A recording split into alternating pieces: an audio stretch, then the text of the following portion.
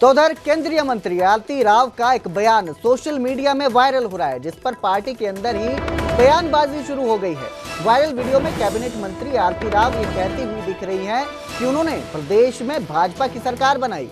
अपने बयान में उन्होंने कहा कि किसी ने नहीं सोचा था कि प्रदेश में 3 बार लगातार बीजेपी की सरकार बनेगी। उन्होंने सोचा था और उन्होंने प्रदेश में बीजेपी की हवा बनाई, और जब उन्होंने बीजेपी की हवा बनाई तो प्रदेश में तीसरी बार बीजेपी की भाजपा की सरकार बनी।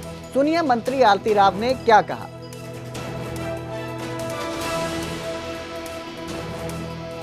तो आप सभी से मेरे को धन्यवाद करना है कि किसी ने नहीं सोचा था कि 3 बार भारतीय जनता पार्टी की सरकार बनेगी।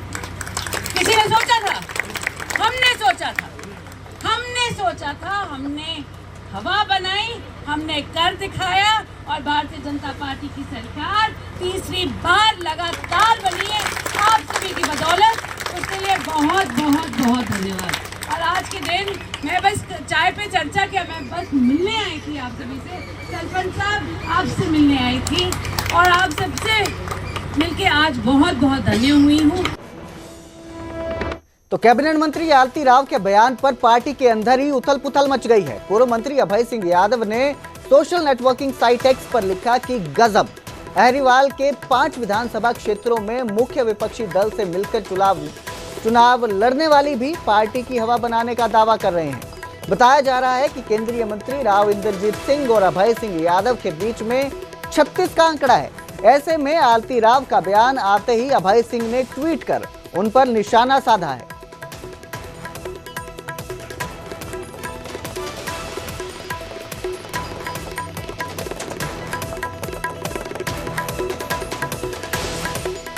आरती राव के बयान पर खेल मंत्री गौरव गौतम ने कहा कि ये उनका निजी विचार हो सकता है। वैसे बीजेपी को सत्ता में लाने के लिए हर पार्टी कार्यकर्ता ने कड़ी मेहनत की और नायब सिंह सैनी की अगुवाई में पार्टी ने जीत हासिल की है।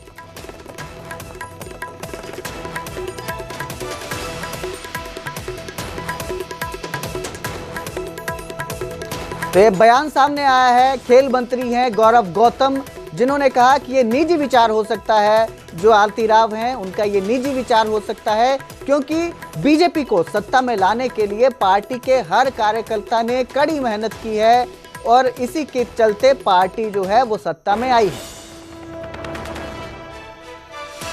पार्टी के कार्यकर्ता की मेहनत से, हरियाणा प्रदेश की जनता जनार्दन के आशीर्वाद से, इस प्रदेश के यशस्वी मुख्यमंत्री नायब सिंह सैनी जी पर जो भरोसा जताया हरियाणा प्रदेश की जनता जनार्दन ने, हम सब ने मिलकर इस सरकार को बनाया है। मुझे लगता है कि इस मामले में सबको साथ लेकर सबका सहयोग इस सरकार को बनाने के लिए, आपस में बयानबाजी करनी चाहिए, ये उनका व्यक्तिगत मामला है, लेकिन मैं ऐसा मानता हूं कि भारतीय जनता पार्टी के कार्यकर्ताओं के अथक प्रयास से, मेहनत की पराकाष्ठा से ही सरकार बनी है। दक्षिण या पूर्व पश्चिम उत्तर? मैंने सबका नाम लिया है, भारतीय जनता पार्टी सब में। उधर बहादुरगढ़ में नकली सिगरेट फैक्ट्री का भंडाफोड़ हुआ। फैक्ट्री में नकली गोल्ड फ्लैग सिगरेट बन रही थी। फैक्ट्री से करीब 7 लाख नकली सिगरेट जब्त की गई। 52 लाख रुपए की ये सारी जब्त की हुई सिगरेट की कीमत बताई जा रही है। गुप्तचर विभाग और सीएम फ्लाइंग की कार्रवाई हुई है और नकली सिगरेट बनाने का भंडाफोड़ हुआ है। वही सिगरेट जो स्वास्थ्य के लिए हानिकारक है, वो भी अगर नकली हो तो कितना नुकसान हो सकता है। और ये फैक्ट्री जो है नकली सिगरेट बना रही थी, जिसका भंडाफोड़ हुआ, जिसके बाद जो सिगरेट है वो जब्त कर ली गई है। 7 लाख नकली सिगरेट जब्त की है, जिसकी कीमत करीब 52 लाख रुपए बताई जा रही है। गोल्ड फ्लैग की नकली सिगरेट बरामद हुई है एमआई के प्लॉट नंबर 950 एमआई में। तो उस पर टीम जा रही है, रेड की जा रही है और इसके आगे कानूनी कार्रवाई की जाएगी।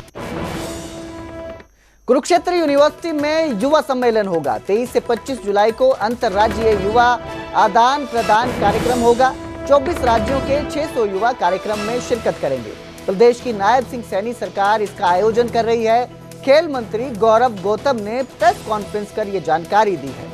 कार्यक्रम से युवाओं में अनुशासन और नेतृत्व की भावना बढ़ेगी, भाईचारे की भावना बढ़ेगी और अंतर्राज्यीय रिश्ते भी मजबूत होंगे।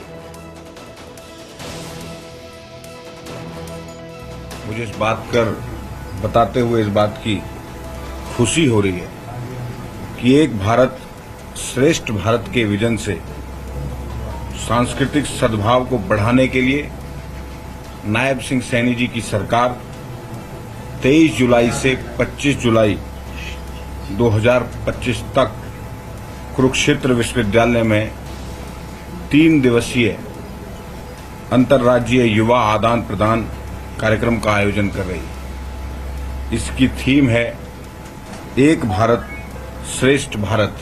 जिस प्रकार से माननीय इस देश के यशस्वी प्रधानमंत्री श्री नरेंद्र मोदी जी ने 31 अक्टूबर 2015 को ये विजन दिया था सरदार वल्लभ भाई पटेल जी की जन्म जयंती पर, एक भारत श्रेष्ठ भारत, उसी के नियमित ये कार्यक्रम रखा गया है। इस कार्यक्रम में भारत के 24 राज्यों के सभी युवा प्रतिनिधि हिस्सा लेंगे। अपनी संस्कृति का आदान प्रदान हो, प्रोत्साहित करना हो और भावनात्मक एकता को मजबूत करने के लिए इस कार्यक्रम को रखा गया है। साथियों, युवा नागरिक में नेतृत्व, अनुशासन और नागरिक की जिम्मेदारी को बढ़ाने के लिए इस देश के युवाओं की क्या भूमिका हो सकती है, इस प्रकार का ये आयोजन हमारी सरकार ने, नायब सिंह सैनी सरकार ने किया है। और अब जिक्र अंबाला की उस घटना का जिसने पूरे इलाके में हड़कंप मचा दिया। रिहायशी इलाके में ड्रोन गिरने से हड़कंप मच गया। सेना का एक ड्रोन आबादी वाले इलाके में गिरा। धूलकोट इलाके में भारतीय सेना का ये ड्रोन गिरने से हड़कंप मच गया। लोगों में अफरा तफरी मच गई। अभ्यास के दौरान ड्रोन जो है वो रेंज से बाहर हो गया था, जिसके बाद वो आके रिहायशी इलाके में गिरता है। इलाके में ड्रोन के गिरते ही हड़कंप मच गया। सूचना के बाद मौके पर सेना के अधिकारी पहुंचे और ड्रोन को अपने कब्जे में लेकर आगे की कार्रवाई शुरू की। लेकिन इस तरह से अचानक से रिहायशी इलाके में ड्रोन गिरने से लोगों में दहशत फैल गई। जो पता चला है कि वो ड्रोन आर्मी का हेडक्वार्टर है, जो 1812 रॉकेट यूनिट, उनका ये ड्रोन।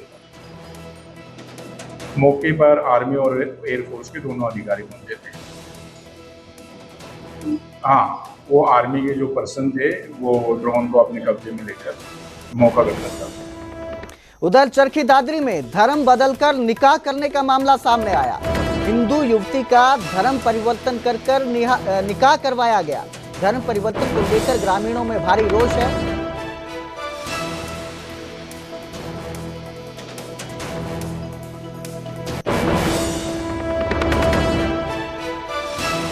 बड़ी खबर आ रही है इस वक्त की। बर्खास्त कांस्टेबल अमनदीप कौर को हाईकोर्ट से झटका लगा है। हाईकोर्ट ने अमनदीप कौर की जमानत याचिका खारिज कर दी है। आय से अधिक संपत्ति मामले में विजिलेंस में एफआईआर दर्ज हुई थी, तो बड़ा झटका लगा है। अमनदीप कौर की जमानत याचिका खारिज हो गई है। हाईकोर्ट ने उनकी जमानत याचिका खारिज की है।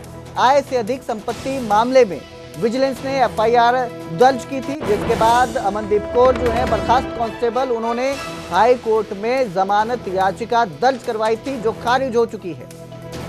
तो बड़ी खबर आ रही है इस वक्त की, आपको दे रहे हैं। अमनदीप कौर बर्खास्त कांस्टेबल जिसे हाई कोर्ट से झटका मिला है, उनकी जमानत याचिका खारिज कर दी गई है। अमनदीप कौर ने आय से अधिक संपत्ति मामले में उन पर विजिलेंस की ओर से जो है एफआईआर दर्ज हुई थी, जिसके बाद वो जमानत के लिए उन्होंने हाई कोर्ट का दरवाजा खटखटाया था, लेकिन उनकी याचिका को खारिज कर दिया गया है। इस खबर पर ज्यादा जानकारी के लिए मेरे सहयोगी उमेश शर्मा मेरे साथ जुड़े हैं। उमेश, क्या अपडेट इस खबर के बारे में? देखिए, बठिंडा नशा तस्करी मामले से चर्चा में आई थी बर्खास्त कांस्टेबल अमनदीप कौर, और काफी हाई प्रोफाइल मामला था। इसके बाद से अमनदीप कौर के खिलाफ जब विजिलेंस ने आय से अधिक मामले में एफआईआर दर्ज की और संपत्ति को फ्रीज किया था करोड़ों रुपए की, उसके बाद से अमनदीप कौर ने पंजाब हरियाणा हाई कोर्ट का रुख किया, अपनी जमानत याचिका दाखिल की, लेकिन हाई कोर्ट से झटका मिला है, राहत नहीं मिली। हाई कोर्ट ने जमानत याचिका खारिज कर दी है। और जिस तरह से एफआईआर दर्ज हुई थी, जिसमें करोड़ों की संपत्ति का हवाला दिया गया विजिलेंस की तरफ से, कहा गया कि काफी करोड़ों की संपत्ति फ्रीज भी की जा चुकी है, तो उसको देखते हुए जो तथ्य रखे गए, हालांकि अभी डिटेल ऑर्डर आना बाकी है कि क्या क्या उसमें तथ्य थे और किस तरह से कोर्ट ने उसको ऑब्जर्व किया, लेकिन फिलहाल खबर यही है कि राहत नहीं मिली है और जमानत याचिका जो है अमनदीप कौर की खारिज हो चुकी है। जी, बहुत बहुत शुक्रिया इस तमाम जानकारी के लिए। तो आपको बता दें कि पंजाब पुलिस की बर्खास्त महिला कांस्टेबल अमनदीप कौर को विजिलेंस ने आय से अधिक संपत्ति के मामले में गिरफ्तार भी किया था। इसके साथ ही इनके पास करीब 1 करोड़ 35 लाख रुपए की संपत्ति जो है वो पुलिस ने फ्रीज की थी। फिर इसके बाद जो अमनदीप कौर हैं वो उन्होंने हाई कोर्ट का दरवाजा खटखटाया, जमानत याचिका दर्ज करवाई, लेकिन अब हाई कोर्ट से जमानत याचिका खारिज की जा चुकी है।